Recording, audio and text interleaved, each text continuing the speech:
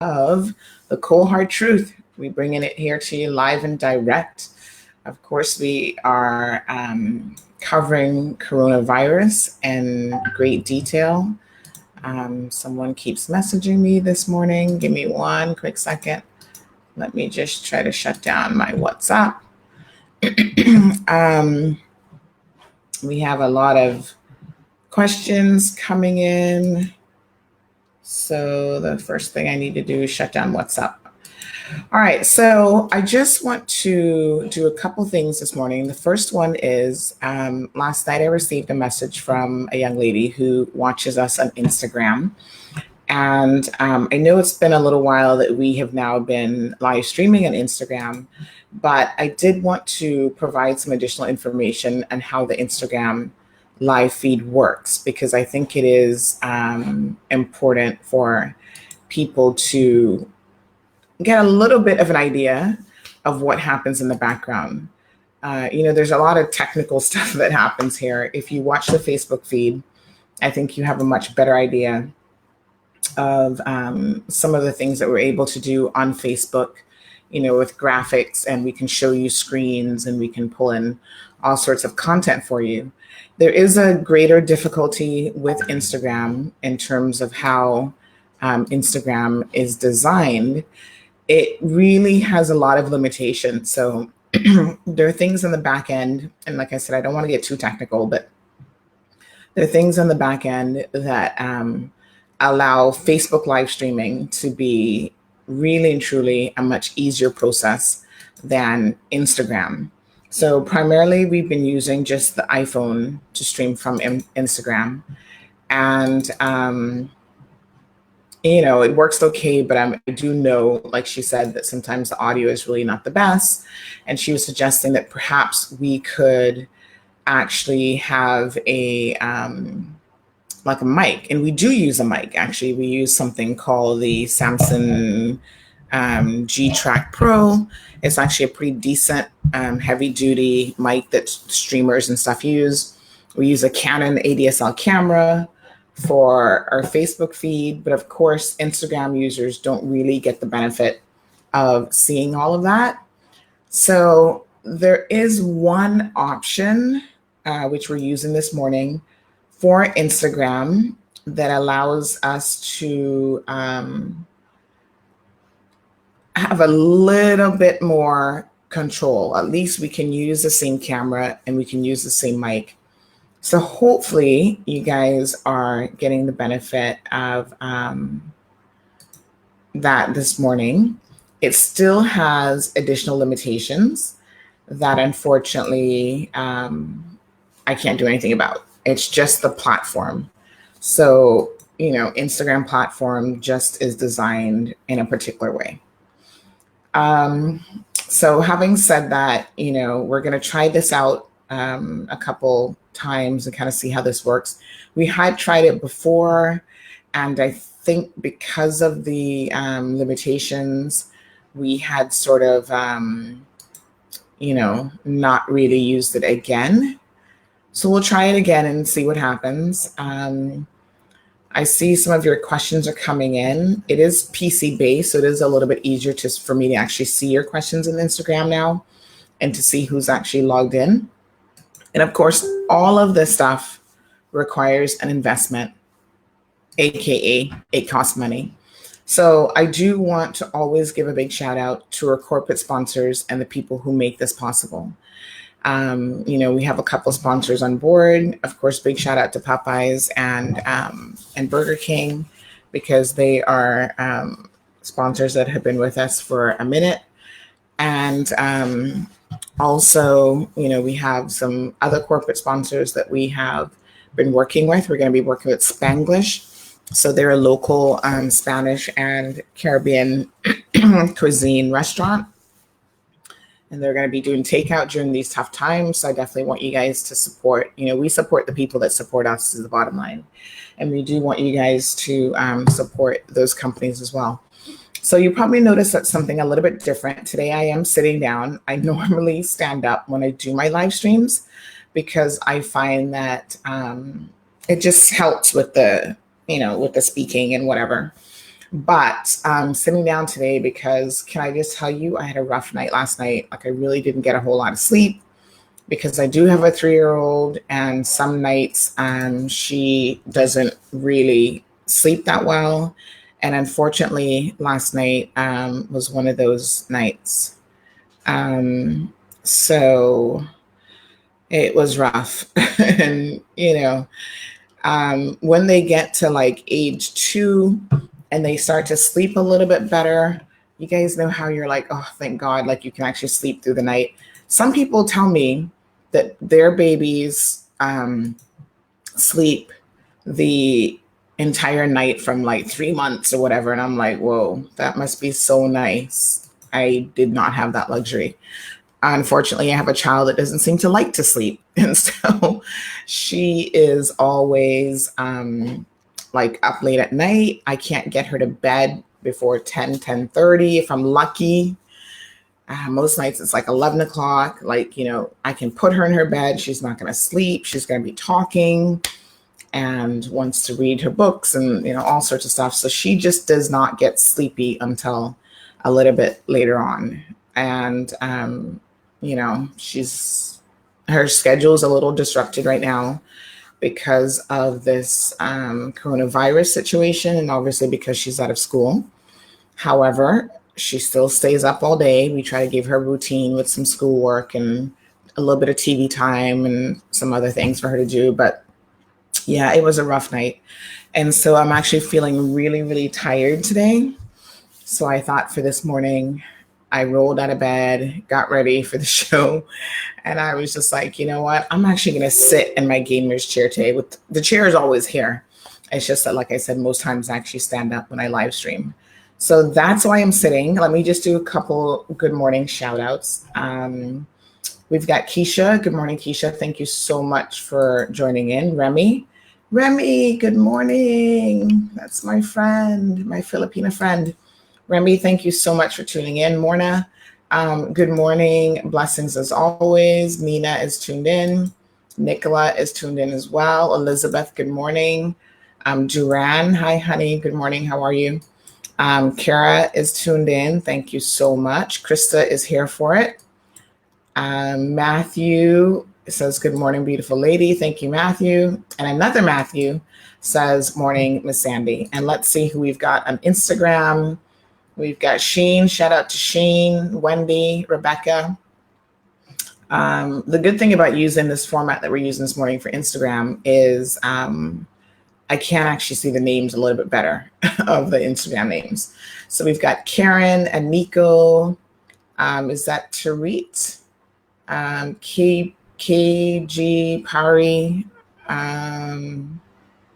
Let me see here. Moya, Sean. Ooh, Sean is tuned in. Thank you, Sean. Young Tiller, I think. Milady 345. Shano. Some of these IG names. Christine, that was an easy one. Miss Shian Thompson, is that how you pronounce your name? Valerie, Island Queen. Pretty Privileged wants to know about the quarantine site, so we're going to talk about that this morning. So stay tuned, Pretty Privileged. Somebody named Tosi Sky. Looks like they wish to get blocked this morning, which is not a problem. So, the Instagram people, unfortunately, some of you guys just continue to be a pain.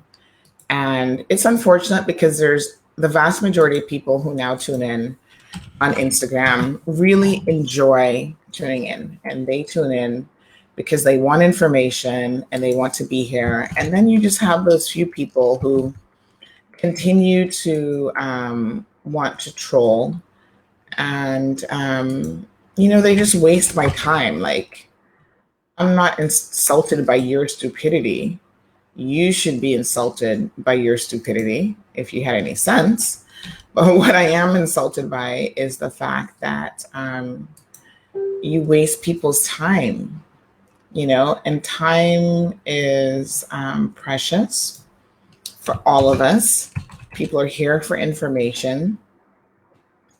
And we certainly want to make sure that we're giving it to them as quickly as possible.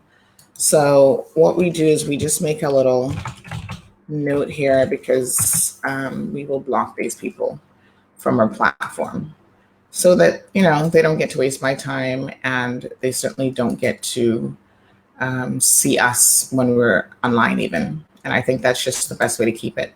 Everyone has a choice. If you don't want to be here, you don't have to be here. It's as simple as that. But if you are here, the least you could do is try to be somewhat respectful to the other people who actually want to be here. And here we go, 2C_sky_red. We can now block you, dear sir. Block this user. Thank you. You are now blocked. Goodbye. So yeah, I mean, you know, we get that some of you don't have any respect for yourself, but we do ask you to try to respect other people and respect the platform. And when you don't, well, we're just going to block you, so it doesn't really matter. All right. Yes, so Nicholas says not to even bother looking at them, that they're not worth the time. I agree, but you know, they distract other people who are trying to enjoy the show. Okay, so let's get into it.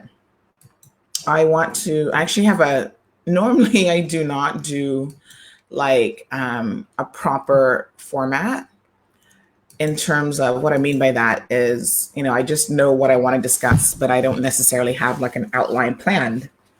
So last night there was so much information coming in at me that I decided, in fact, that I wanted to have a little bit more structure to the program so that all of you would know exactly what was happening.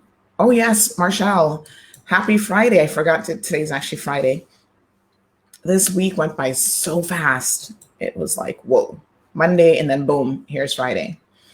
So yes, thank you guys so much. The first thing I want to say is at 10 o'clock, we will be having another segment with Mr. Woody Foster from Foster's Supermarket. And he's also the president of the Cayman Islands Chamber of Commerce. So he's a very busy person, and we've been trying all week to get him on the show. So I am very, very pleased to say that we have him on this morning. Barbara says, good morning, girl. You're doing a great job. Thank you so much, Barbara. Right. So let us just have a quick look at a few things. I did structure the show this morning, like I said, because of the fact that there's so much going on that I want to kind of keep on track with the things that I want to discuss. So a lot of people, and I saw that someone asked this question already, people are asking it from last night. They want to know where the students are staying. Now, the government didn't say yesterday where the students were staying. So we had to do a little bit of digging to get this information. I don't know why they didn't say it. I mean, the day before they said that they had several hotels available and they were still working through the details. So I assumed at that time that the reason why they didn't say is because they didn't have the firm details. But as of yesterday, they were already busing kids or young adults to the facilities. Now, like I said, last night on last night's show, there have been some persons who have been highly irresponsible, and their being irresponsible is a sad indictment on them personally. And, you know, they're adults, so of course their parents are like, we can't take accountability for adults. But what I do want to say is speak to your children that are coming in and impress upon them the importance of ensuring that they adhere to the self-quarantining recommendation, which is a strong recommendation. It's not in law and no one can force you, but it is a social recommendation based on what we know works to try to contain and control COVID-19 disease. So as of yesterday, we now have 3 cases, and this is very, very serious. Young people, just being young, think that they are immune from everything in life. And they're not immune. You're not immune. You have lower risk associated with this situation. However, lower risk does not mean no risk. Lower risk just means lower risk. So at the end of the day, let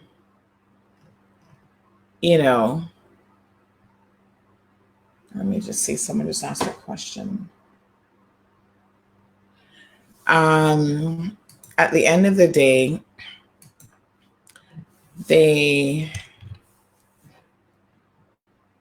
I don't know. We've all been young, I guess, right? I mean, yes, we have. But I think some of us are a little bit more young and dumb, as they say. And I don't mean that in an insult, but just like we know the human brain doesn't actually fully develop until you're like in your mid-20s. And that accounts for some of the decisions that our young people make in terms of their poor choices. That's why they're more likely to get behind the wheel of a car and drink and drive. That's why having more than one young person in a vehicle is actually a recipe for disaster, because they're more easily influenced by their peers, because the portion of their brain that's responsible for making better decisions hasn't fully developed. And it's like a process of them maturing. But when I say maturing, I don't mean like we haven't done a good job raising them to be responsible and whatever.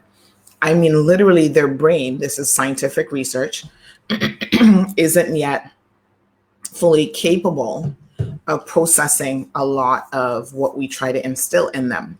So it takes time for the brain to develop to the point where, they are able to make better decisions. So when you hear about young people coming off of the plane and they're doing things like going to the liquor store, that's just stupid. You're putting yourself at risk and you're putting other people at risk. There was a 21-year-old coach who died a few days ago from the COVID-19 disease. There was I think someone in their 30s, like 32 or something. So 20% of the US COVID-19 deaths were actually people ages 20 to 64. So we have been focusing on the older population because they do account for that other 80% of deaths. However, 20% is still a significant risk. And when we understand that the COVID-19, sorry, my eyebrow is like itching right there. When we understand that COVID-19 is not the seasonal flu, it's not like the seasonal flu, you have a higher risk of getting it, you have a higher risk of dying from it, and all these other things, this is where now sensibility has to come into play. There should be no reason why, unless you're an alcoholic, and that's not a reason why, that you would be coming off of the plane and going straight to the liquor store. If you're going to be in quarantine for 2 weeks, you're coming back to the island, you live with your parents. Even if you don't live with your parents, you needed to have someone who was able to make arrangements for you where you could go straight from the airport to home. So someone needed to go do grocery shopping for you. If you needed a meal cooked, call a friend to have cooked that before you returned to your apartment or your house or whatever. And I know it can be done because we had a friend who was in Miami doing some work on his master's degree. He came back over the past weekend, and, my husband went by his apartment. Another friend went by the apartment to cook a meal for him, make sure that he had food at least for the first couple of days. They stocked up on his groceries. That's what friends and family are for. And you have to be willing to take this quarantine very, very seriously. And so we have seen instances already of people who are not taking it seriously. So that is a sad indictment on these young people. And I hope that they understand that they're being selfish, but they also run the risk themselves of actually getting this and getting severely ill, exposing other people in the community to it, as well as, putting the lives of everyone in danger in this country. And that's just not fair. So they started busing the kids. Now, there were some concerns at the airport that reached me yesterday about how they were deciding who they would bus. And so some people were thinking that it looks like more local kids were automatically being bused. And I know that the government can't force you to go to these hotels. So I was a little bit confused by where the concerns had come from, because if someone has arrangements in their home. So the idea behind the hotel, let me first explain this, is that if you are in a home where you have people who are like, required personnel, so customs, police, border control, whatever, that you shouldn't be going back into that home, because once you go into that home, everyone in that home has to self-quarantine.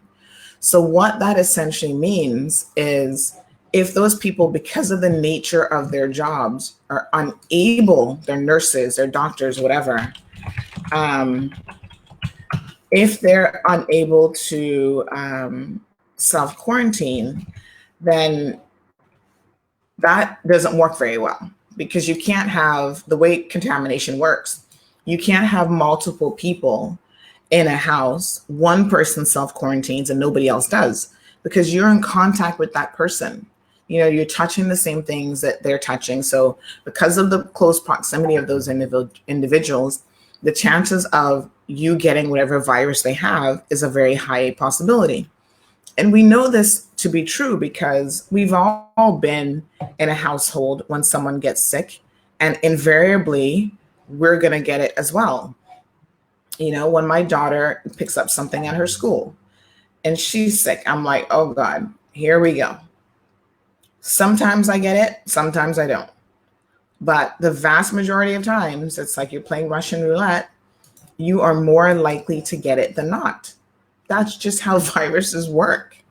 When you're in close proximity with those individuals, you pass those viruses back and forth. So the government made it very clear once they said anyone returning, not just students, anyone, a resident coming into the island right now, because we should no longer be taking visitors as of yesterday, which I don't even know why we were taking them as of yesterday, but people now should be outbound and not inbound. So I want to talk about the customs sent out a release yesterday as well. So essentially, you need to comprehend the measures that are in place and what it is that they are actually trying to do. So at this particular stage, anyone who returns needs to not only self-quarantine, but they need to quarantine their entire household. If for some reason that's not possible, and we have a situation that I'm going to beg your indulgence with here with a 15-year-old that we really need to get her some help. But if that's not possible because there are essential workers in the household, or there are people in the household who are sick, that person who's returning, the returning resident, should not go back into their home for that 14-day quarantine period. So the government was obviously in a bit of a quandary because you had something like almost 500 students from the UK alone returning to the Cayman Islands. So they said, okay, what are we going to do? I think the hotels reach out to them with a suggestion because obviously the hotels have shut down. They don't have anybody staying there.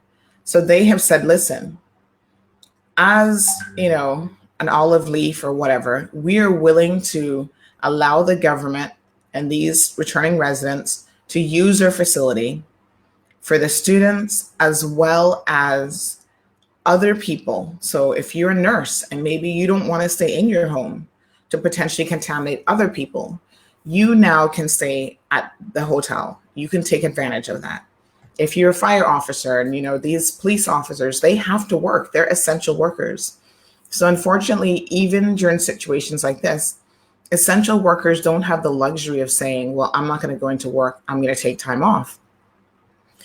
So they also have the option of taking advantage of this hotel situation. Government has to pay for the cost of it, but they're only getting it at cost. So the hotels are not making any sort of profit. They're not marking up the rooms. They're not paying $200 a night. They're paying the operational cost, CUC, whatever else is involved in the operational cost. And that's pretty much it. So that's where we're at. They had buses ready to just take them straight from the airport because, again, they don't want to chance people getting in a private vehicle, contaminating that private vehicle, having a family member drive them to the hotel. That breaks the 6-foot social distancing rule because you're in a car. So government has arranged everything. They had people in the full suits yesterday, spraying down the buses, decontaminating the buses from one drop off to the next. They were stationed off of West Bay Road down by, where Jasmine, the Jasmine Hospice Care. They were in that vicinity. Someone sent us some video footage of that. We put that up because, again, we believe in letting you guys know exactly what's going on in your community. So we know that all of that is happening and all of that has gone down.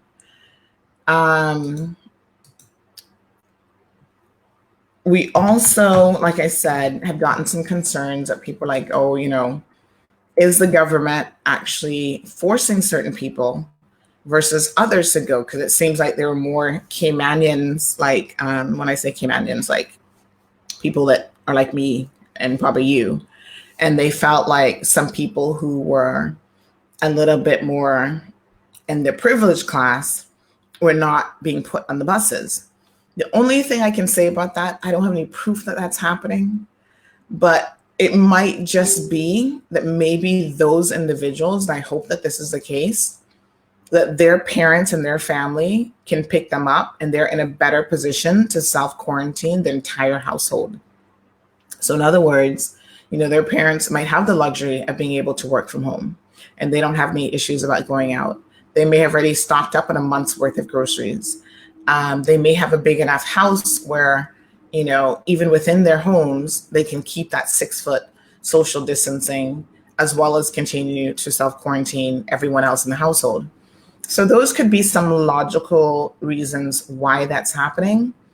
I don't necessarily want to unnecessarily jump to any conclusions about that because we are here to be as supportive as possible of the Cayman Islands government. So when they get things right, we obviously want to say that they've gotten things right.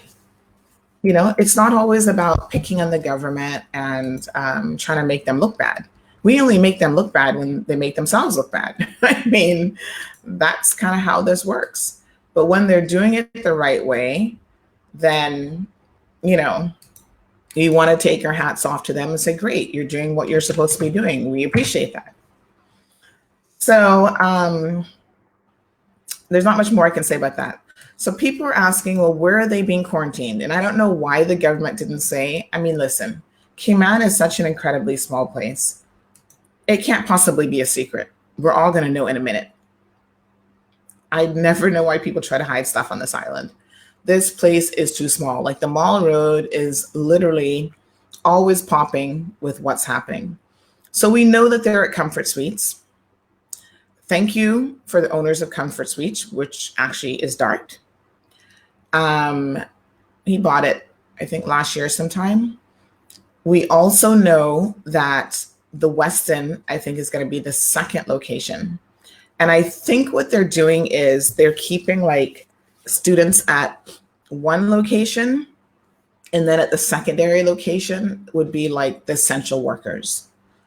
So this isn't going to be a hub for partying or anything like that of the sort. This isn't what this is about.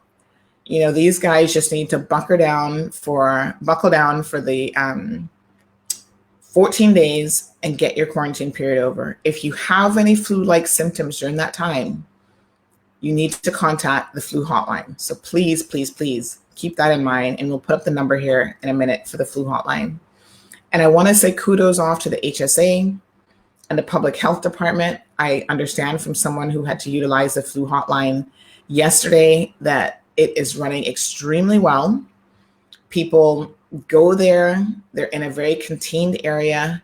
They're not letting in every Tom, Dick, and Harry. You're in and out. You know, they're testing you. They're checking your stats in terms of the things that they need to decide to check for in order to test for COVID-19 disease. So not everyone gets tested for COVID-19 disease, but I'm going to talk about that methodology here in a minute, because I think one of the concerns that we have is the ability to get test strips, which we should have been ordering in bulk. But there's a couple countries that have done extremely well with containing this situation, Taiwan and South Korea. And one of the ways in which they have done that is they have literally been testing masses of people, like everyone. So I want to talk about that because I think there are a lot of lessons that as we go through this process, we will learn. And we learn from the mistakes of other people. We learn from our own mistakes. And we also can hopefully learn from the successes of other countries as well. So I'll talk about that in just a little bit. But yeah, so they're going to be at Comfort Suites. Westin is location number 2. And that was a question people just wanted to know. Where are they? I mean, it's not a big deal. It shouldn't be a national secret in any event. So let me just return to some of your comments and questions. Lots of good mornings. So we have Darlene tuned in. Good morning, Darlene. Noreen, I think, Chambers, Tracy Ann, Marcia, Mahish is tuned in. Valdine from Cayman Brac, thank you. Valdine, while I've got you here and you reminded me from Cayman Brac, let me stick to my agenda. I'm going to go down the list here. So late last night, we got word that a certain individual who is a resident in Cayman Brac, she's actually married to Cayman Bracker, she lives there, happens to be an American, that she returned from a cruise. Now listen to how irresponsible this is. She returned from a cruise that went different place in the Caribbean, came through Miami, because you know most cruises leave out of Miami. So Carnival Cruise Lines, they are the world's biggest cruise facility. They are registered and headquartered in Miami, Florida. And I don't know if you've ever been driven on, I forget what street that is, but you see their big headquarters, big building, Carnival Cruise Line. And all the ships tend to go back into Miami, and then they leave out of Miami, especially for the Caribbean routes and stuff. So this individual actually went on a cruise. And we know that cruise ships are super high risk for a number of reasons, but mostly because it is impossible to exercise that social distancing space of 6 feet. So she returns, goes through Cayman Airways, and was permitted to go right back to the Brac. So the question that someone had for me is, why on earth was that permitted? Wouldn't it have been better? Because again, the Premier has already said that the Brac is high risk because of their elderly population. If they have the first case in the Brac, the real concern is there could be, a lot of people getting extremely sick. They could have a lot of severe cases and potentially additional deaths on the Brac, because the first case we had, the gentleman died. Yes, he had underlying health conditions, as most elderly people do. So most elderly people are diabetic. Most elderly people, have respiratory issues. They may have immune deficiency issues, or all sorts of things that elderly people can have.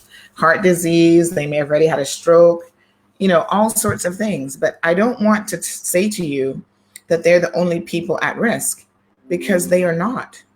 Everyone is at risk for this particular disorder or disease, sorry. So again, why was this woman permitted to return to the Brac? I don't get it. We're trying to keep people out of the Brac from getting it. So in my opinion, sort of the most logical thing that should have been done was to merely keep her isolated on Grand Cayman, where we've already now had 3 confirmed cases, for the 14 days at the same hotels if she didn't have any other options of staying anywhere else, and then allowing her to return to Cayman Brac after those 14 days. The airport is shutting down. Non-residents of the Brac are not allowed to go into Cayman Brac. And Cayman Brackers, you need to be very cautious, because you don't yet have a confirmed case of COVID-19. So what we would recommend is, those of you as Brackers who love to be up and down and back and forth and all over the place, you need to stay put. So if you're going to be in Grand Cayman, you stay put in Grand Cayman. If you are going to,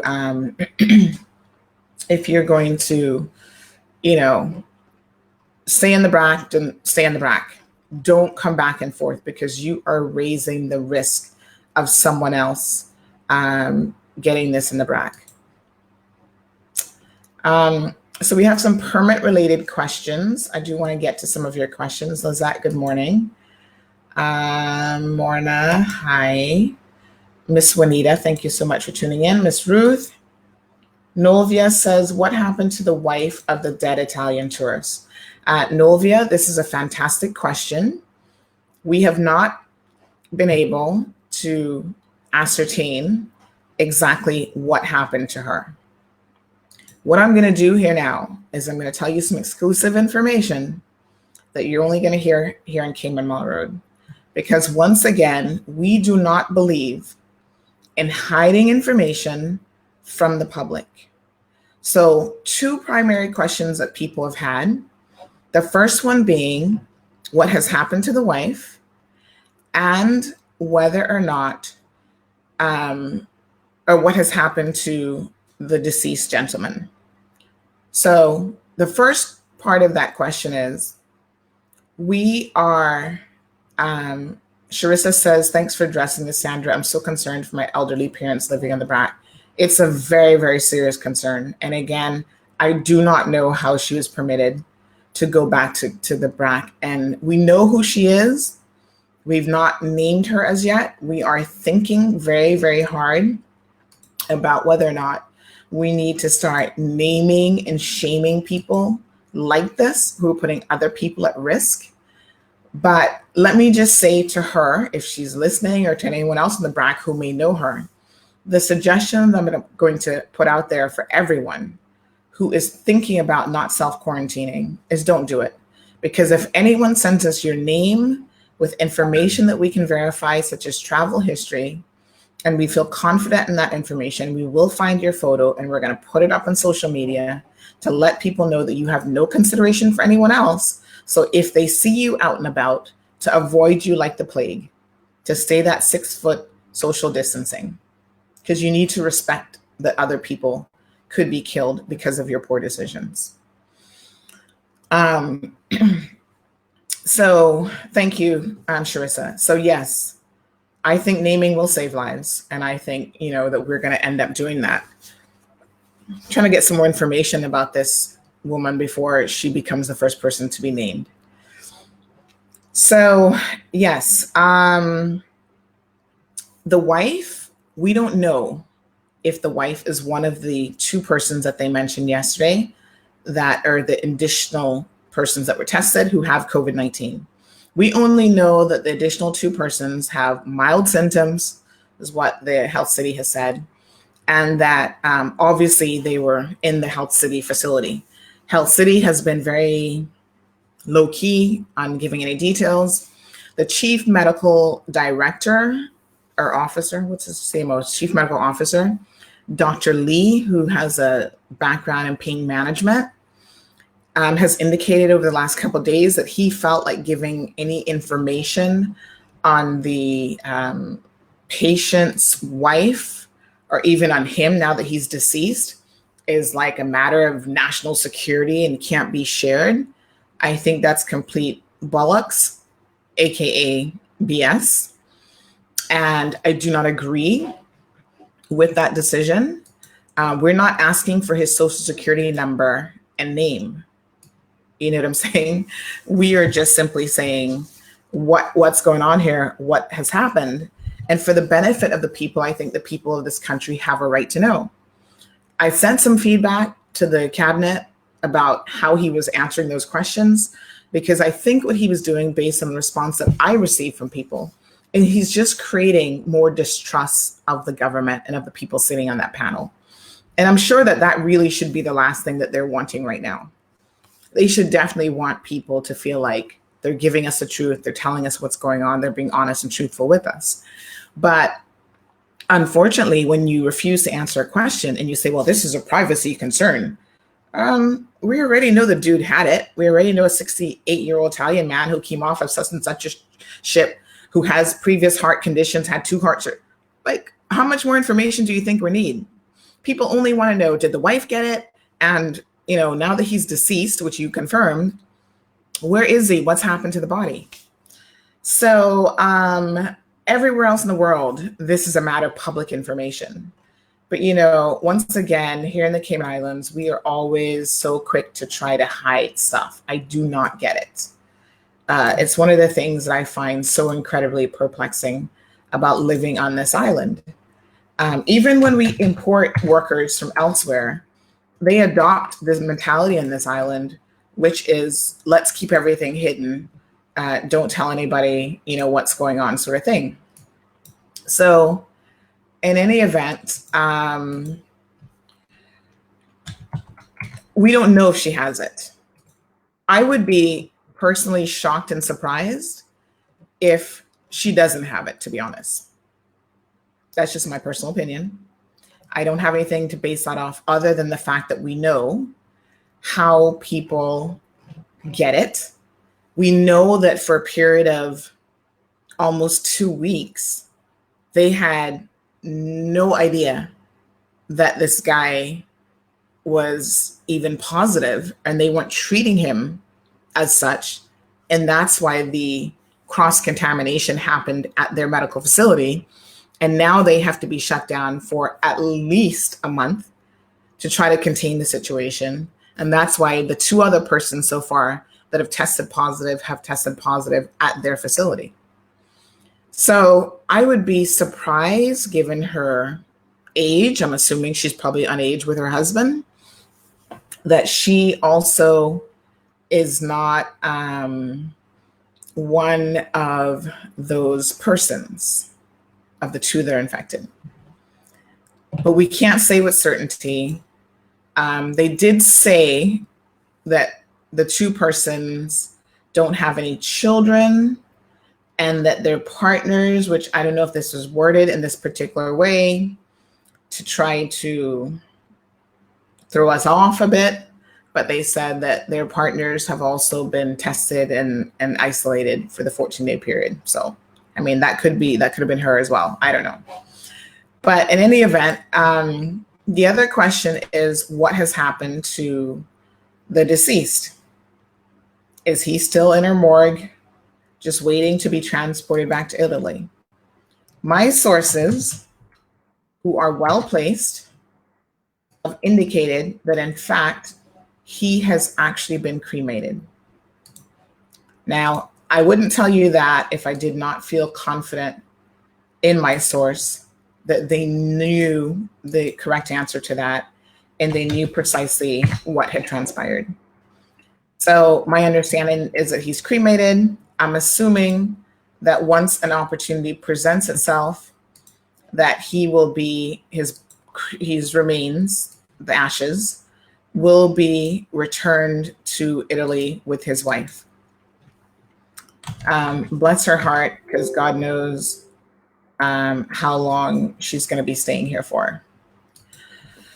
So that's what I've got on that. So that's the best I can answer. Yvette says, so true, Sandy. They like to hide a lot of stuff. Marcella says, when it comes to coronavirus, there shouldn't be any secrecy. This is a pandemic now, and everyone needs to be aware of what is going on. Noli says, the Cubans, there's a question about the Cubans. So let's get to that in a second. Olive says, I agree with you. I'm late. I'm just coming on board. I woke up at 5 a.m., sanitized the entire house. It's a 3-bedroom house, but I'm not going to depend on no one to keep it sanitized and safe.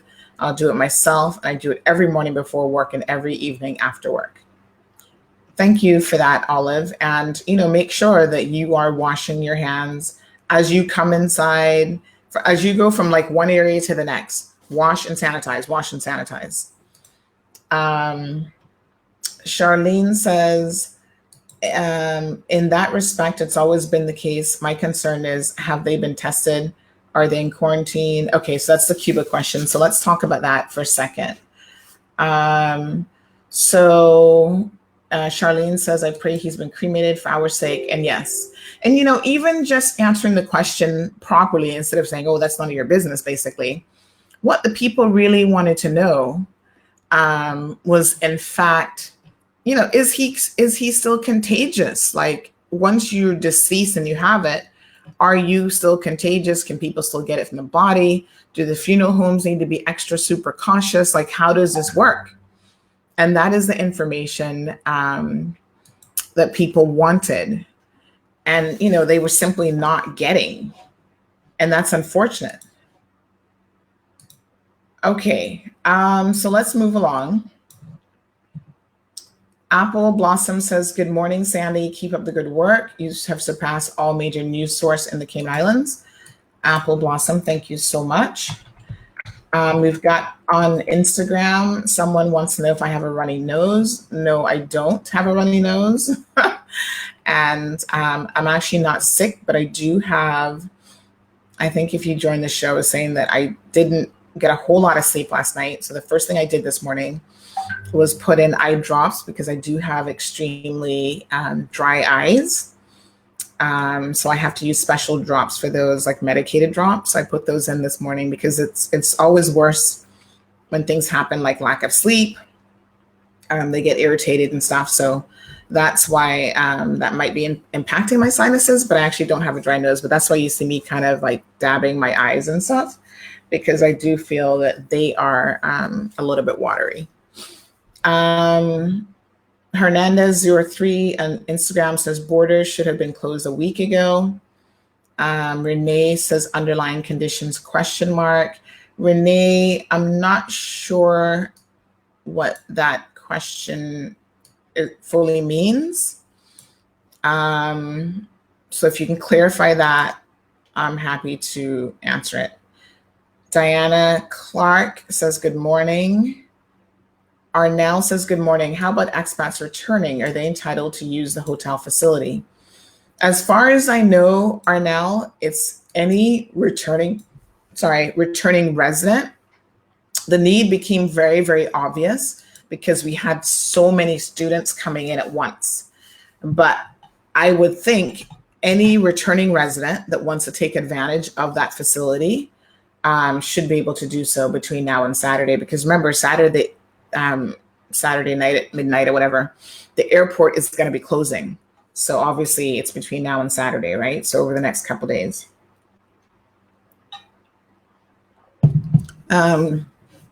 Miss Militant says, I heard that the 2 persons are medical staff at Health City. That's entirely possible. And then she goes on to say, but CMO didn't clarify this. Yeah, it's entirely possible. I mean, obviously they tested some 30 people from that facility, so God knows it could be any of those persons. I was just saying that I would be surprised if she didn't get it. Like, that would mean her immune system is working pretty well. And then Miss Militant says, I don't agree with asking about the deceased patient's remains. I can understand the curiosity.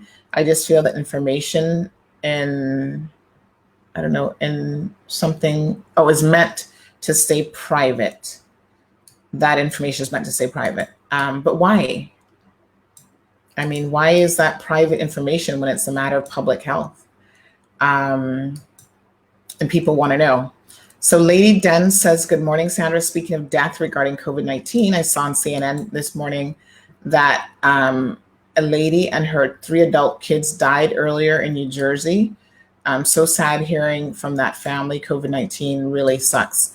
Yeah, I mean, an entire family. Oh my God, that is horrible. I'm sorry to hear that. But this is why people need to take it seriously. Like, it's not a joke, you know. Miss Militant says she just thinks it's a matter of respect for him and his family. Well, you know, it's unfortunate, but when you get something like COVID-19, and that's now a public crisis health issue around the world, and it is a pandemic, there's a certain amount of information that gets put in the public domain. So yeah, we don't need to know everything. We don't need to know his name. We don't need to know who he is. But the rest of it is a matter of public record. And most countries in the world, that's precisely how they treat it, because even in terms of collecting statistical information. Now, here's something that you guys might find interesting. I'm just looking at the age of coronavirus deaths. So this is available online from Worldometer. Age, sex, existing conditions of COVID cases and deaths. And again, they need to know all of this information for public record keeping. 80 plus, the death rate is 21.9%, so almost 22% of those persons will die. The overall death rate is about 15% if you're age 80 and over. If you're between 70 to 79, it's at 8%. 60 to 69, it's at 3.6%, so round that up to 4%. Ages 10 to 19, it's 0.2%. 20 to 29, 0.2%. 30 to 39 is 0.2%, and 40 to 49 is 0.4%. So obviously, it goes up significantly the older you are. So far, between ages 0 to 9, there have been no fatalities, so no younger children have died. And I can tell you that the researchers are puzzled by this because it seems like younger children under the age of 10 have a noticeable immunity towards COVID-19 that they've never really seen with any other viruses. So it's highly unusual. Someone said to me, maybe it has something to do with the fact that they have recently been vaccinated. And who knows, maybe there's something in the vaccination that gives them that added protection, or something, you know, that's giving them that immunity. So they talk about pre-existing conditions. So there's some people who die from this who have no pre-existing conditions at all.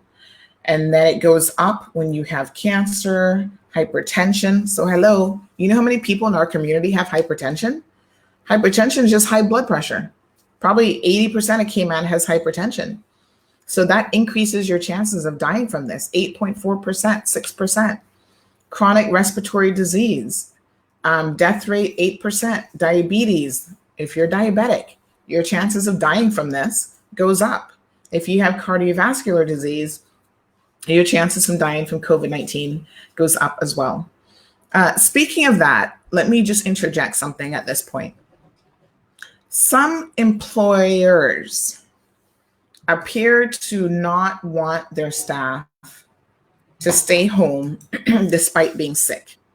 And I cannot tell you how disturbing this information is.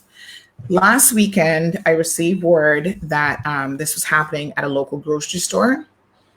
When we receive information like this, we try to reach out to the employers if possible and try to verify exactly what was going on. So the information we received in that case is that the person had, they work at a grocery store and their spouse works at Health City, and that the spouse had been quarantined and they had asked to be quarantined as well. And they had been refused by their employer. So I contacted the employer because I know this employer very, very well. And they were shocked to hear that because that's not their company policy. That is not something they would support. So they said, let me dig into this and check into this. We didn't have the name of the individual, but it didn't take very long to figure out what location they worked at and exactly who the person was. Come to find out, the story didn't quite go like that. It was a case of this person actually wasn't quarantined. They weren't, in that batch that was sent off from Health City to be tested, but they did work at the facility.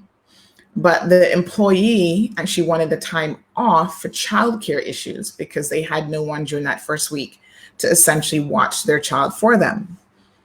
That's a very different situation than saying your spouse is quarantined and you should be quarantined and your employer refuses to let you off. However, we have been hearing of cases where people are exhibiting flu-like symptoms,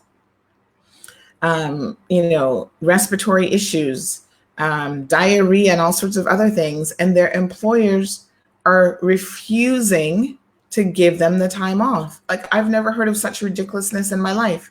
By law, if your employee is sick, you have to give them the time off. And especially in a situation like this, where people are sick with COVID-19, why on earth would you not give them the time off? Like, seriously. So again, there's certain times in my mind that naming and shaming people is a thing to do. And so if we need to, we will name and shame you as a company. So please don't put yourself in that position, because we are not impressed with any employer who decides to take that approach. This is a public health risk. Everyone is at risk here. And especially if you have employees that work as frontline employees, they have to come in contact with people. They work at the pharmacies, they work in medical facilities, they work in dental offices. Do not expose those persons to that sort of thing. If they're sick, you're exposing them to other people. Dolly Queen says 100% she have it.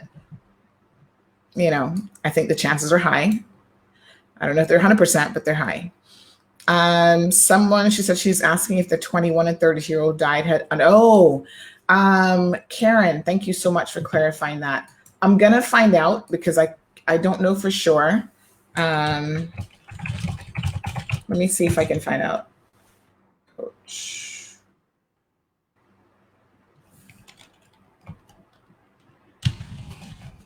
Coronavirus. Let me see if I can find that out. Here we go. A 21-year-old Spanish coach died from coronavirus. He didn't know he had, yes. So he did have underlying conditions, but he didn't know it. Now, this is crazy. Thank you so much for the question. So apparently he actually had a form of leukemia as a pre-existing condition, and it had previously been undiagnosed. Isn't that sad? So he didn't even know that he had leukemia. So he died on Sunday. And it was only after he was hospitalized with COVID-19 symptoms that he learned that he also had leukemia. So sad.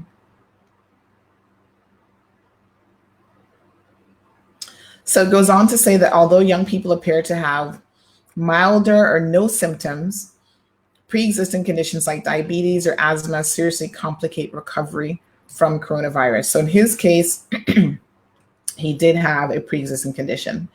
Very, very sad. 21 years old. And I'll check on the other guy. I'll try to look that one up for a little bit later on because I think he was 35 or something.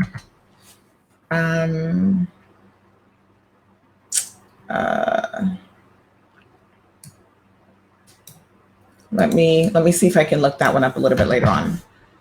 Someone sent that to me, I think. Okay, so there was the LA Times. So there was a 34-year-old Glendora man who dies of coronavirus infection after visiting Disney World. I see that Instagram just ended the chat because one of the other things with Instagram, unfortunately, is you only get an hour on Instagram and it automatically shuts you off. So let's see if we can reestablish the Instagram feed. Yeah, Instagram is such a pain, I gotta tell you. So yes, this Glendora man, 34, dies of coronavirus infection after visiting Disney World. And he had underlying medical conditions, including asthma and bronchitis. So yes, those two did have underlying conditions. All right, let's go back to Facebook comments. Cassandra, good morning. Barbara, thank you so much. Good morning. Krista says, I will continue praying for you that you have the strength to keep on doing what you're doing, regardless of disrespectful people. Thank you so much, Krista. I appreciate that. Zita, good morning. Edwin says, is it 3 cases, including the gentleman that passed away, or 3 cases after that? So it's 3 cases, including him. So he was number 1, and then 2 more out of that facility.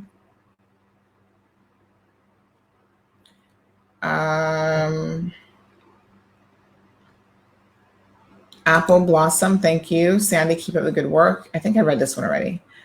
You surpass all major news networks in Cayman.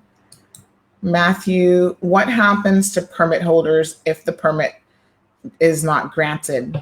Well, do you mean after Saturday, or if they know now that it hasn't been granted?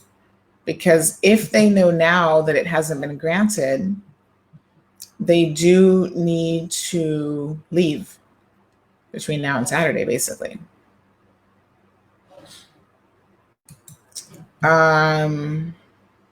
Jackie says, good morning. Good job for being so real. Love you. And I want to know if Honduras has a flight.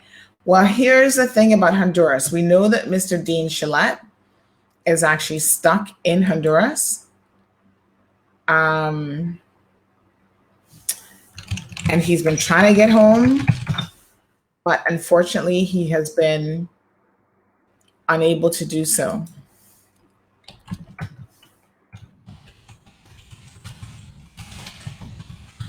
So basically,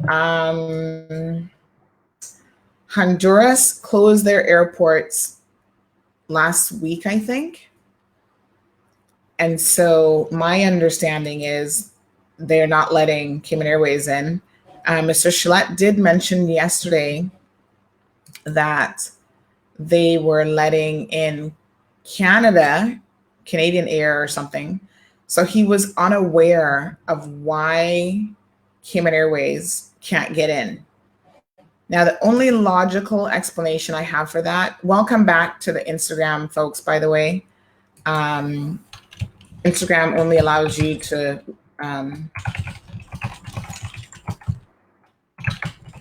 stream for an hour at a time, no matter what device you're using. So just to answer the question earlier that someone asked about the younger people, the 34-year-old man he died after getting the infection after visiting Disney World. He did have asthma and bronchitis. And a lot of people don't think asthma is manageable, and people don't think it's a big deal. But evidently it is. So yeah, you gotta be cautious. That's the best I can tell you there. Any underlying, and like the 21-year-old, he didn't even know that he had an underlying condition. So that's super crazy. So someone had asked about the Honduras flight, and I was just in the process of answering this question. So basically, we know that Honduras is not, they close their airports quickly. And so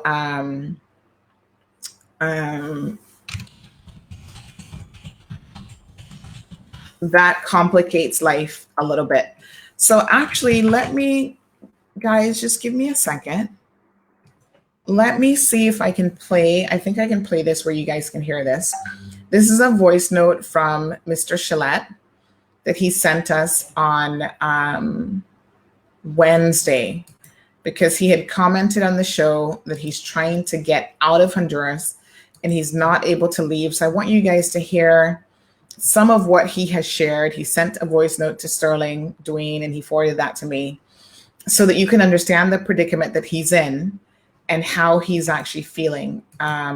We were thinking about trying to get him on the program as well, but I think if you listen to this, you kind of get a sense of what is happening in Honduras. So just give me 1 second. I'm going to play this audio note, and hopefully you guys can hear it. Yeah, good afternoon, Sterling. This is a very unusual voice message for me. I rarely make voice message. Sometimes I text and everything to your show. But I'm calling you here because of a situation that is arising here in Honduras with Cayman Airways. I flew to Honduras on a vacation over the Christmas, and I was supposed to have a wrong way. I was supposed to fly back up on Monday, but the airport was in the Bay Islands was closed down because the president had declared a state of emergency, and all local aircraft was grounded, and non-citizens could have come into the country as of midnight on Sunday. However, I was supposed to catch a plane to go over, but to catch the flight that would have been on the Monday, given the circumstances, was normal. However, that changed and the airport was closed down. I'm here in the Bay Islands, so I would have had to leave 7 o'clock that morning, and the airport was closed until later on. They had a couple of local flights that was flying without authorization here locally, but by yesterday they had it under control, and no flights at all was supposed to fly.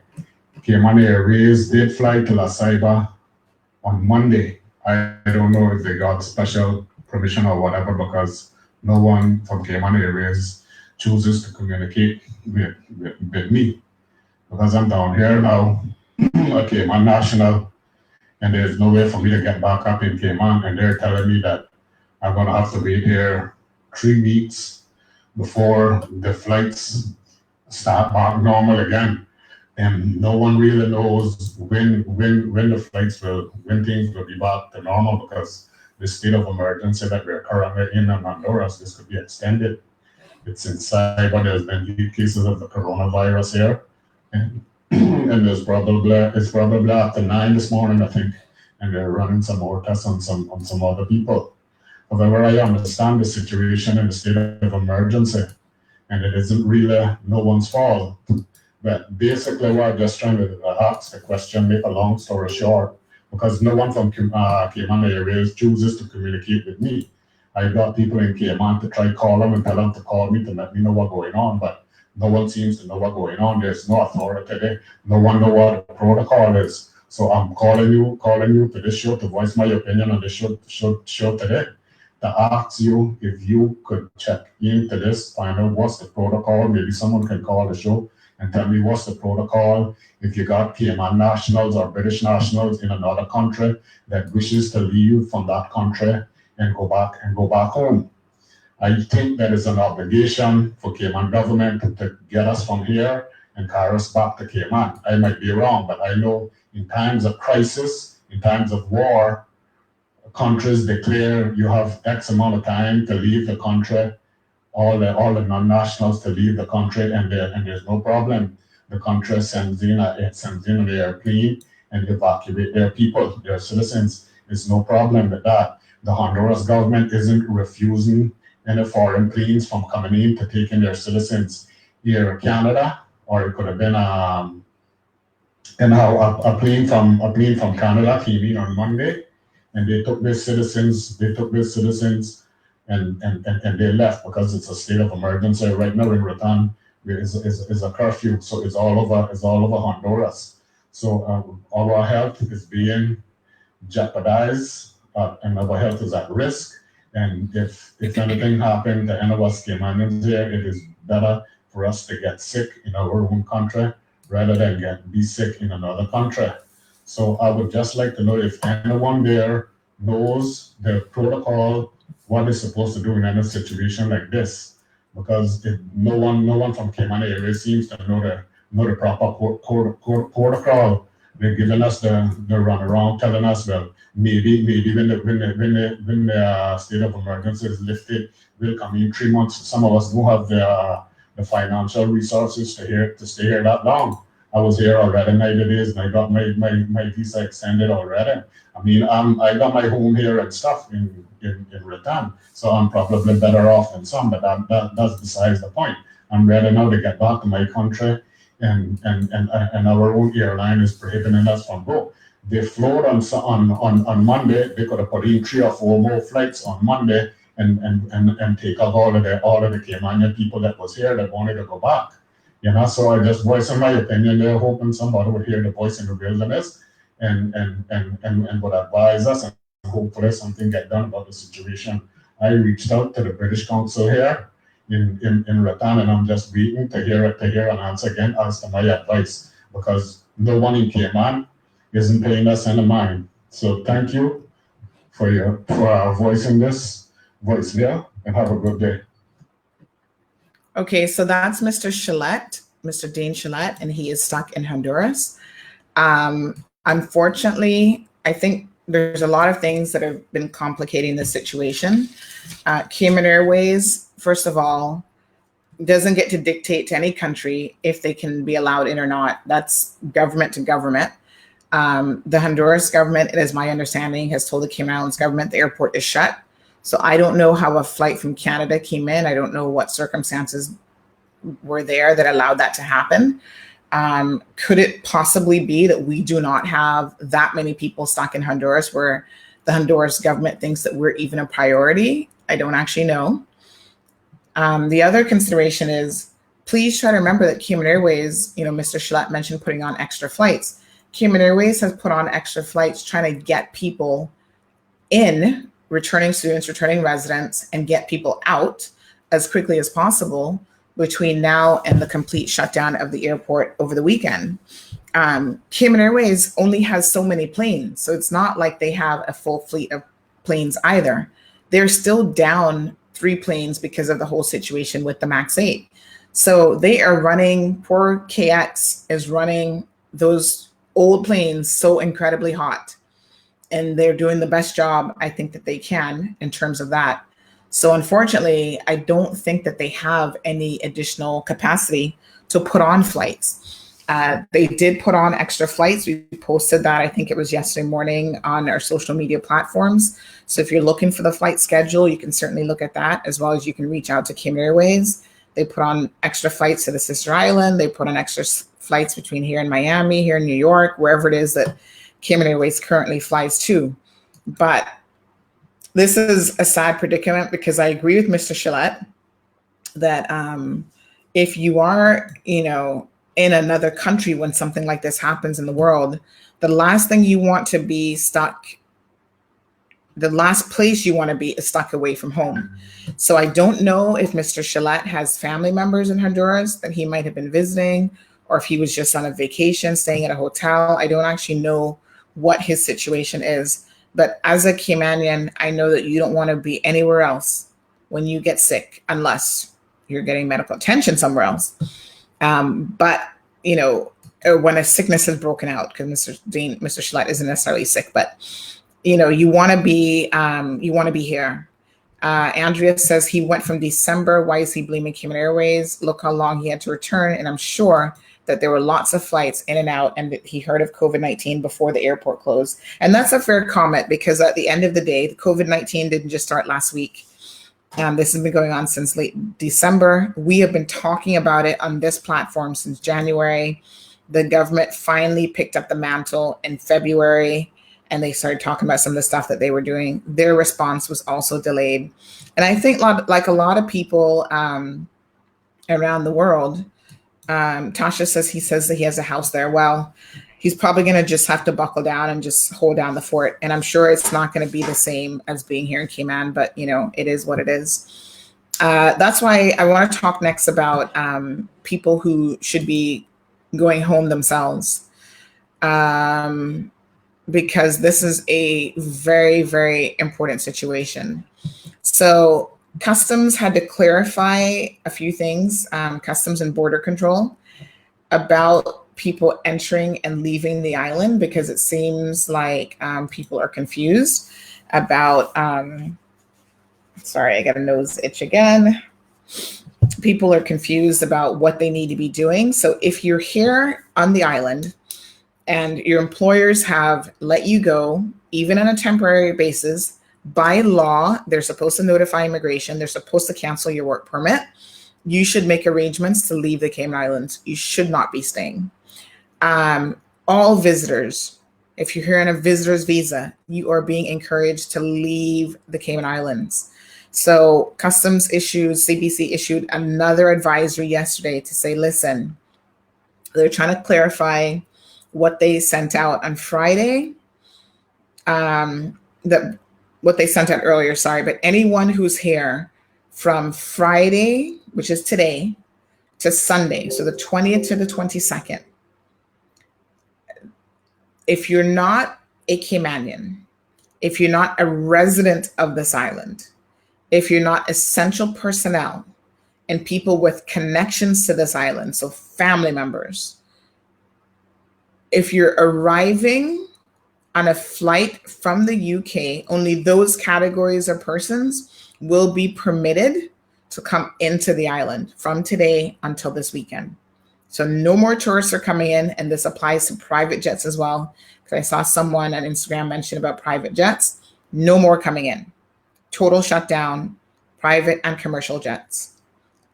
Non-residents and tourists will not be permitted entry, and should in fact not even be able to board an incoming flight.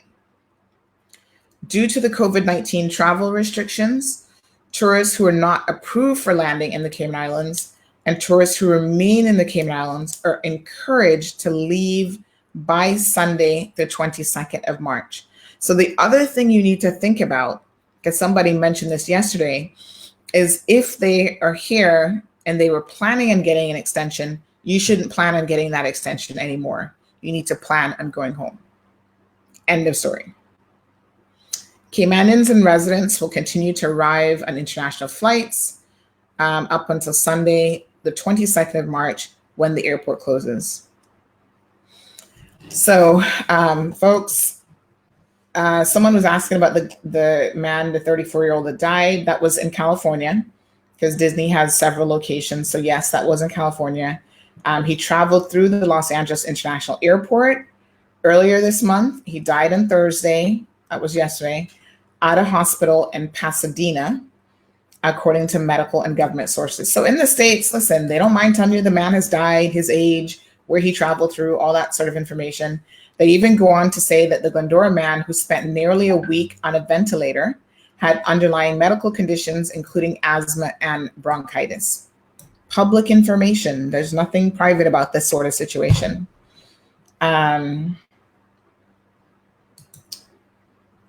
Okay. And then they had another man who has died in Los Angeles as well. And he was relatively young. He was actually between the ages of 30 and 50. So the only thing overseas that they're really not providing is the name of the individuals, that's fine. Nobody needs to know the name.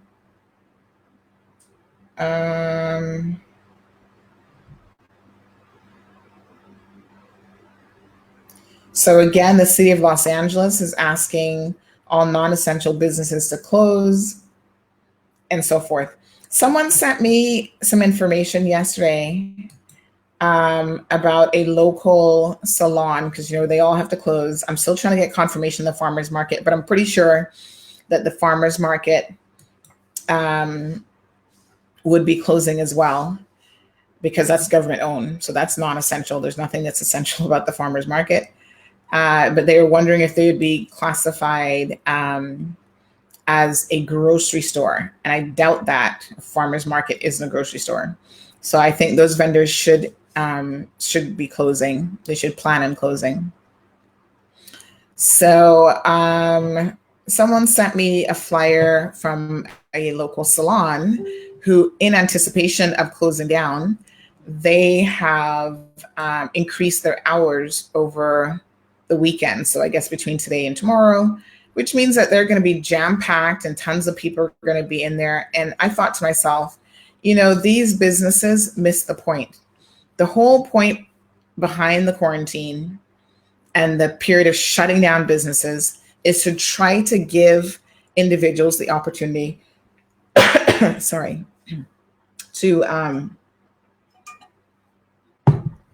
about that, to give people the opportunity to not only self-isolate, but also to keep that 6-foot social distancing that has worked effectively in the past and that is working right now, like I said, in countries like Taiwan and South Korea. I'm going to provide some information later on why those countries have been so incredibly successful. But we need to take heed. So I'm going to this is a little bit of naming and shaming. And I know on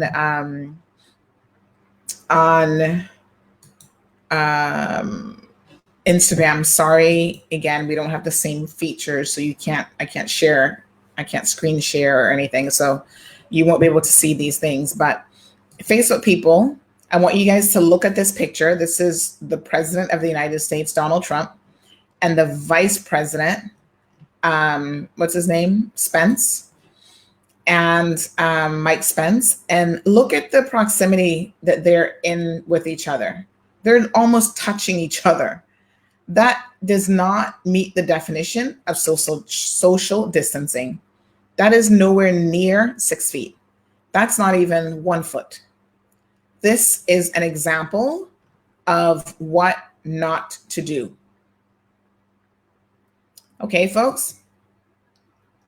Tosh says that she saw an ad about a salon offering mobile services during the shutdown where they come to your house. As long as they're disinfecting between clients very well, I don't think that that's a problem. Tracy Ann, we're going to get to your question in just a second. So locally, we seem to be missing the point of social distancing as well. And these pictures were taken from the governor's social media page. And again, it's a perfect example of the officials telling us what to do, but they themselves do not appear capable of doing it.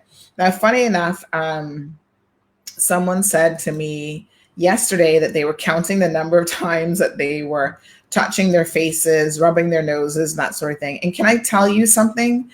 It's almost like when you consciously think about not doing it, not doing something like that, the brain triggers something where all of a sudden you got an itch. All of a sudden, you got to rub your eye. It's like, it's almost better if you don't think about it in a way. But I think what it really is we do those things subconsciously all the time anyway. And it's just once you become conscious of the behavior, then you start to count every single time you're doing it. And you're like, oh my God, I have an itch again. Oh my God. And it's almost like a little bit of a compulsive thing. The first time that I noticed that was years ago when I was in Toastmasters. They have a thing called the, it's funny that I'm going to tell you this story. It's called the counter. So when you go to Toastmasters, you do your speeches and your presentations, and even during the Toastmasters meeting, They count how many times people use what they call crutch words. So crutch words is whenever you're thinking, you know, how sometimes you go, you know, some of us have different crutch words, but most of us use those. And, you know, we're like trying to think of what we want to say next. And in between, we use these crutch words. So what they do in Toastmasters to make you aware of the fact that you're doing it, they will count how many times during your presentation and during the meeting, if you speak, you actually use it, and they fine you like 5-10 cents every single time. And oh my gosh, I had no idea how many times I said during a conversation. And it does make you more aware, but being more aware means OMG, like you're counting, you're like, did I just say that again? You know, and because, yes, we go through the world and we say these things and we're not aware of the fact that we're doing it so often. See what I'm telling you? Yeah. You know, but once you become cognizant, you're like, did I just do that again? Okay, so here we have the premier and this lady from the UK. I forget what her name is, some dignitary visiting from the UK. Again, they are literally touching. This isn't, not only is this not 6 feet, but they are touching shoulders and touching arms. So again, a perfect example of what not to do. Here we have the police commissioner and the governor. And again, his elbow is touching his arm. And that's definitely less than a foot. You know, they're in proximity. So I'm sure none of these people may likely have it. I don't know. I don't know if the governor has toured the Health City facility recently, if he's been exposed to anyone traveling in and out from the UK. Of course, he's a high profile person, so it's very possible that he has been in contact with people from the UK. But again, you know, don't do it. And then here's one with Rejma from the Compass. She's been going to all of the press briefings, which, by the way, the first day, the press briefings had people from Health City there. We've been assured that none of those persons were high risk, but they were there nonetheless.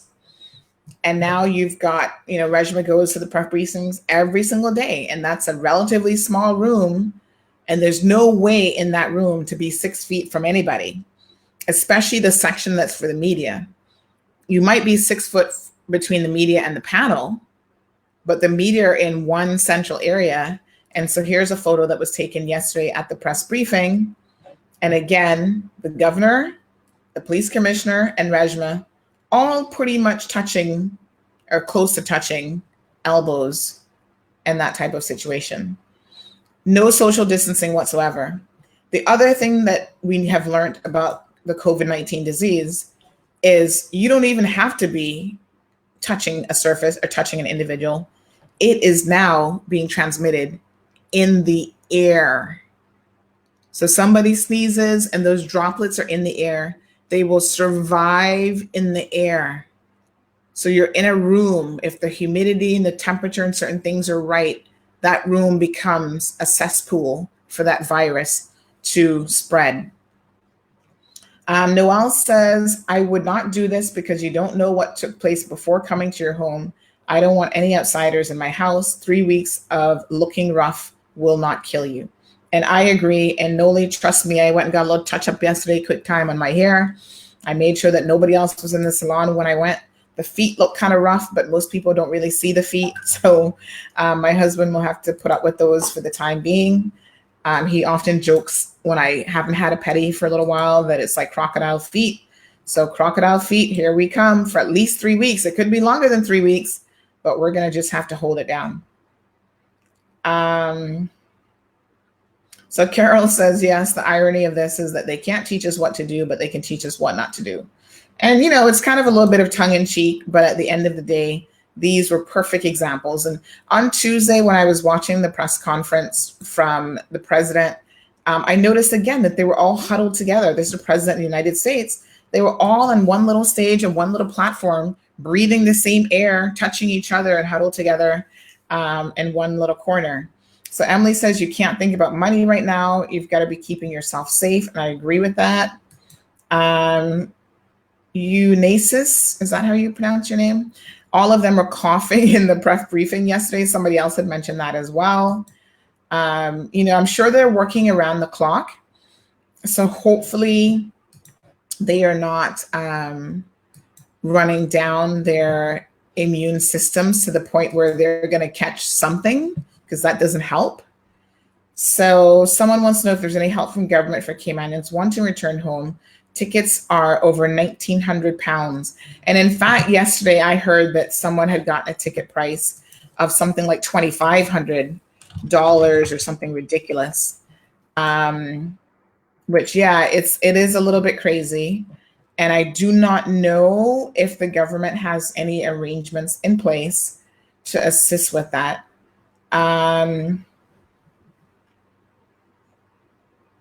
So someone says economy class, listen to this now, which is, hold on one second, one way with one bag was, where's the price? I think they said over $2,500.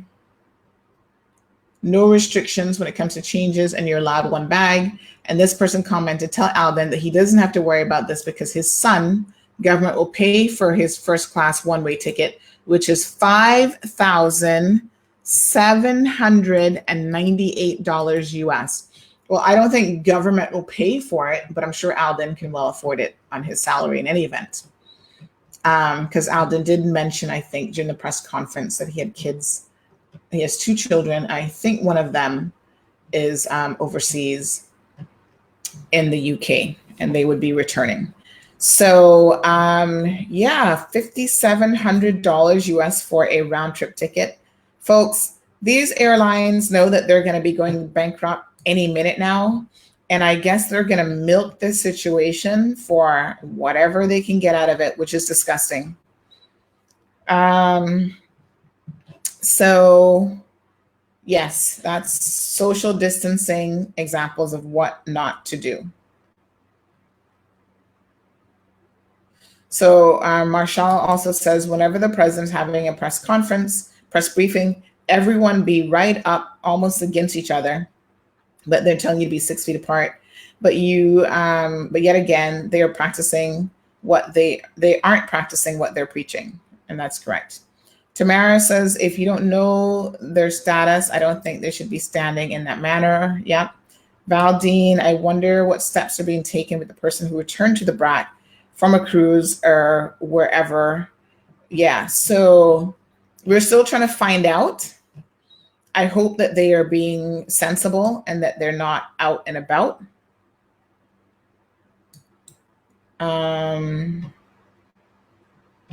So Vicky says, what's going on with the Speaker of the House?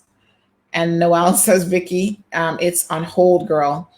That's a good question. We know, I think it was last week or the week before, towards the end of the week, that he was interviewed by the RCIPS. He is a very fortunate and lucky man, because between the coronavirus happening and what else was in the news the other day? It was big news. His assault on a bar manager was kind of like put on the back burner, but that should not stop the police from doing the things that they're doing. One of the things, the police commissioner was actually on the panel for the first time yesterday, and he made mention of the fact that in situations like this, where people are now self-quarantining at home for 14 days, 2 weeks, they have to be very, very mindful of domestic violence situations, because they tend to be on the increase during times like this when people are stressed out, and also when they're being forced to stay home with the crazy spouse who happens to also be abusive. So their officers will be on the alert for those types of things. So I think that that's important to know. And of course, if you are the victim of domestic abuse or otherwise, make sure that you have the contact numbers to get help. And of course, you can always dial 911, and do not put your life in jeopardy. Do not put the lives of your children in jeopardy. Try to get out of there as quickly as possible, because during stressful situations, the monsters that you live with show out and they become even more of a monster, and they're more likely to be abusive during times like this. So don't ever tolerate it, but definitely not now for sure.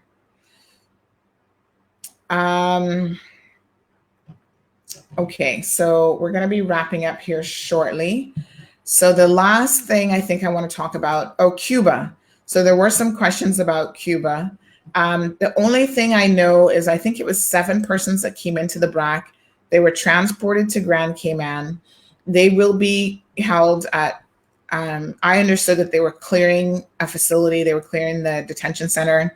We've not gotten any updates on that. So I don't know if that's still happening, but they will be held at whatever detention center facility is made available for those individuals. So let me just check my agenda. Someone asked me yesterday, where is the opposition? What have they been doing?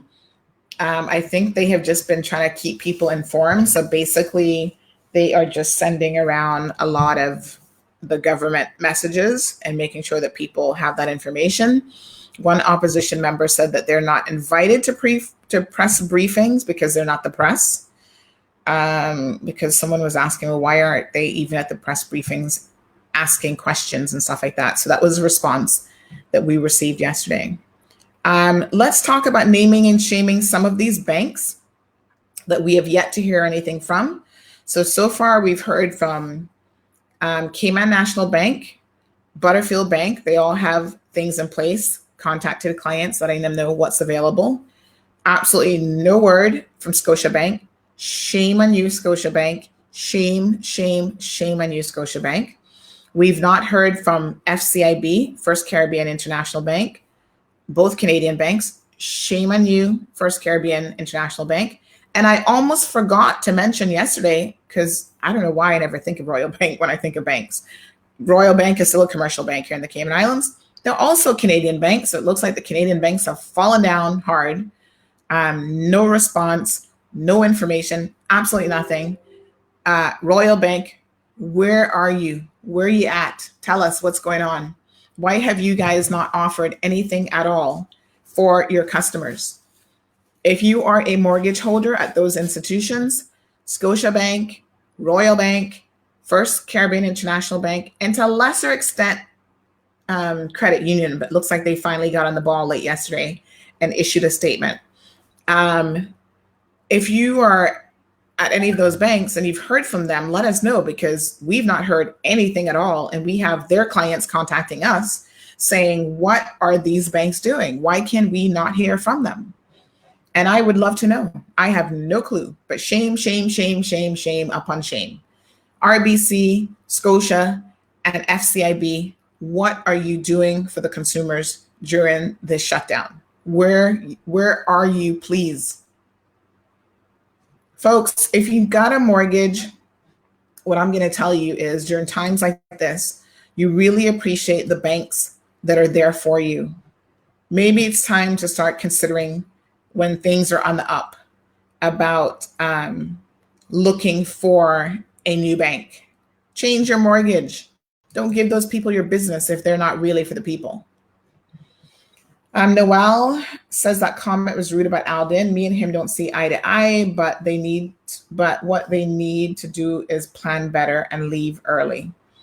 It was kind of difficult because I understand that a lot of the schools just shut down and just closed. And of course, the airlines jacked up the prices because of the worldwide travel situation. Dominique says some people act as if their only conscious thought is about their income, not even their life. Just look at some of these comments, please. Love God and life, nothing of man, or that is man-made. Family. Elsa says Foster's is too crowded and the pharmacy line in HSA. People are not keeping their distances. Thank you for that. I'll pass that on to Lizette at the HSA. As a matter of fact, as we speak now, I will send her this message because she tends to be very responsive to constructive feedback. And I did hear someone else say the other day that there were actually some issues with how the security at the HSA pharmacy was handling and allowing people in. That's a very tight space. So they should probably only allow 2 or 3 people in at a time. And in fact, you just reminded me that I need to call in a prescription to try to get a prescription filled. Thank you, Noel. Tamara says RBC is the worst bank ever. Well, it looks like those 3 banks are in the running for that title. No consumer communication at all. That's sad. And Terry says, I have a mortgage with ScotiaBank and I didn't hear anything as of yet, of course. Shame, shame, shame on these Canadian banks. Horrible, horrible customer service and horrible response. From last week, the Bankers Association issued a joint statement, saying that the banks would be working on something. So I don't know why those banks are taking longer than anybody else. Okay, Olive has got a very long question. Olive, let me review that and maybe answer that one a little bit later on because we're just trying to wrap up now. Good morning to you, my dear. Keep up the good work, says Terry. Thank you, Terry. Can you please repeat on what about the permit holder? So if you are a work permit holder and your employer has no work for you, so this is a thing because there are work permit holders here who will continue to work from home and they will have no issues. So if you have no issues, then you have no issues. But if you are a work permit holder that has no work and your employer is shutting down, you need to speak with your employer because if they will not be paying you for the next 3 weeks and they have no work for you, legally, they should be canceling your work permit and you should be returning home. That is the best advice that I can give you. Okay, so Tashay, that's what I would suggest. Tamara, what about the pension company letting some expat who's leaving and arrest some of their money? Tamara, the government has not made a decision as yet about having a run on pensions. I think there's some real logistical concerns about that. Number one, it takes like 3 months for you to get your pension money anyway. So it's not like you can go in, it's not a bank account where you can go in today and say, just hand me my pension money and I'm going to leave. That's not how pensions work. The other thing is as well, when it comes to pensions, please remember that pensions are directly tied in to the stock markets, and the stock markets around the world have literally crashed, and they've had their worst stock markets in the US since the 1980s. So the chances of you actually having anything of significant value in your pension fund at this very moment is slim. The other thing to consider, Tamara, is if the government allows every single person to have a run on their pension money, that certainly defeats the purpose of pensions. Pensions are not designed to be an emergency fund. And this is where all of us, myself included, could do a better job with our savings. You need to have, I need to have, we all need to have an emergency fund of at least 3 to 4 to 6 months worth of salary saved up in the event of things like this. And when emergency situations happen, whether it's a medical emergency, a personal family emergency, we're really poor when it comes to handling our business, our financial business. And this will highlight that, I think, because a lot of us, are not financially in a position to do anything. We can't even buy a plane ticket for a couple $1,000s. And so I don't think that the government will necessarily be in a position to allow a run on the pension funds, but that creates a trickle-down effect. Every single thing that we do right now has a trickle-down effect and implication.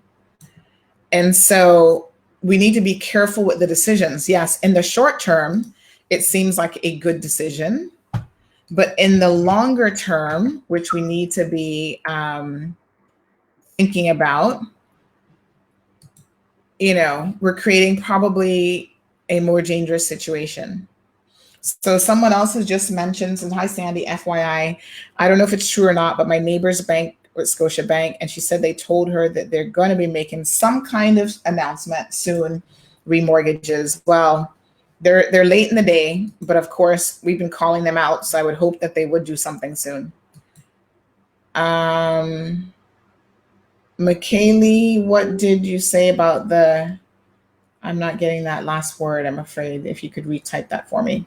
Terry says, that does not say that I'm going to pay my mortgage, but we just want to hear something from the bank. Yeah, for sure. I mean, ScotiaBank, Royal Bank, FCIB, get on it. You know, we're going to hear from them soon. What's taken so long? This is the 21st century. It doesn't take that long, even if you're headquartered in Canada, to draft something and send it halfway around the world. It's called email, folks, and it gets there like in 10 seconds flat. Emily says, I don't agree with canceling a work permit because this is not the end of the world. Just let them leave. And if the virus settled, then it would be easier to return to their job once the employer is willing to have you back. Well, it depends on the employer. So like these hotels and stuff, they can't foresee the long-term situation that this is going to put people in. So from their perspective, the decision was, we're going to let people go, cancel work permits, and then if we decide to have you back, we will reinitiate that process. Because Emily, you might be working under the assumption that this is only going to be 3 weeks. What if this turns out to be 3 months? What if this turns out to be a much longer situation, which we should all be truly preparing for the worst case scenario? China claims that they're starting to get the virus under control. But the truth of the matter is, everywhere else in the world, the virus is expanding and spreading, including Europe and the Caribbean. We have only just begun. Tamara, when working enough money and can do that, the pay can hardly pay bills, much less buy food and try to save. It's true. A lot of people are living paycheck to paycheck because of the cost of living. I know the question is long, but please address your answer. It might help a lot of people who are watching right now. Okay, it is a little bit difficult to go through longer questions, but let me see if I can read it, Tamara. Olive. And then we're going to have to end because we do have a 10 o'clock session. So I want you guys to tune in for that with Mr. Woody Foster. So go get a coffee break and do a few other things. Sandra, I don't know if you can give some light on a situation. Cousin of mine decides to send for her 2 kids in Jamaica, even though I told her it wasn't a good idea, and still go ahead and bought the ticket on Monday. Oh my gosh, are you kidding me? For the kids to come on Thursday at the Cayman Airways ticket office, only told her to keep the children inside for 14 days. So they allowed them in Thursday, as in yesterday, Olive. When the kids arrived at the airport in Jamaica yesterday morning, they were refused entry. Well, I'm not surprised. I am not surprised because the government, like the CBC statement we read earlier, only returning residents should be coming in right now. No visitors. So I don't know why on Monday, she wasn't thinking straight. And then I don't know who at Cayman Airways told her that, but they gave her some misinformation. And this is now where you guys need to make sure that the information you're getting, the source of it is government. We're passing on government GIS statements. We're passing on information. We're just trying to break it down so that people can actually understand it. So they were refused entry, which sounds about right. Now she goes back, refused entry, which I warned her about. Now she go back to Cayman Airways for a refund, and I'm told at first that she cannot get a refund, but they can rebook another flight when she refused. So they told her that she won't be able to get a refund until probably next month. Is that fair? I don't know if it's fair or not. I think that Cayman Airways has their policies and procedures. So right now they are waiving all penalties for people who have to change, fares and stuff like that. But what I will do is, let me just send this to the PR person over at Cayman Airways. That's Olivia. And I'll see if she can shed some light on this situation. But normally, the practice with airlines is they do not give you a refund. I mean, that is actually pretty standard practice with airlines. They may reissue a ticket, like they've said, but it's highly unlikely that they will give you a refund. That's common practice, actually. So Lizette from the HSA has responded. Like I said, she always tends to be very, very responsive. We sent her the 2 comments about the close proximity. And she has says, good morning, Sandra. We're limiting the number of persons in the room to 10, this is the pharmacy, at a time. However, we now have a WhatsApp number so that persons can send in their refill requests. So folks, you're getting this fresh and breaking here. I'm going to put this up on the screen. That there is a WhatsApp number, which I will actually be using this morning to send in my prescription request. And this is the WhatsApp number, HSA, WhatsApp prescription. Let me just type this in. And for Instagram people who cannot see this number, it is 925-7598. And Facebook, folks, you are now going to see that scrolling on your screen. And there we go. So take down that number. You can WhatsApp a prescription refill. And that's fantastic. All right, folks, I think that's it. Patty, final note. Tony says, thank God for DART. We're home for 2 months with full pay and 50% commission. Patty, what kind of business, because DART owns a lot of businesses, what kind of business are we talking about? Which of his businesses? Sorry, Tori, Tony Ann, sorry. I was reading the wrong name. Patty says, no government was prepared to deal with this pandemic. We've seen world power countries suffering because of the lack of preparations. Very few governments were. Apparently, Taiwan is an exception to that because they've been preparing for pandemics across the board, not necessarily this one, but they had a preparation plan, which they have deployed, and apparently it's been working very well. Lack of preparation, folks, kills you every time. Now it's up to the country, the people of every country to be responsible and consensus to do better. Our community is a small one, but with the help of each other, we can overcome the situation. Yes. And speaking about with the help of each other, if anyone knows of anyone who can assist that 15-year-old young lady who cannot self-quarantine in her own family home. So if you have a teenager who's returning as well, who will be self-quarantining, a female teenager, and you have room in your home to take in another teenager, will you please spread the word? Will you please contact me so that maybe we can make some arrangements to have this young lady basically housed with somebody else for the next 14 days so that she doesn't, put her mom, who has had heart surgery or back surgery, at risk. And she's got several elderly people who are also in her household.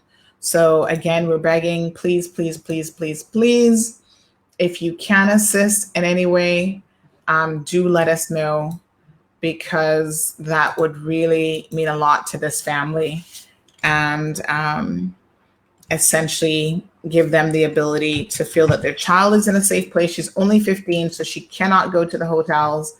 Unfortunately, government has an age limit there that you have to be at least 18 years old, an adult, which makes total sense. And so if anyone can help, this is a time for us to come together and to try to help people. So I'm begging, please, I wish I could help, but unfortunately, with a 3-year-old in my home, I cannot take anybody in. I'm not so worried about myself per se, but I don't want to, endanger her in any way.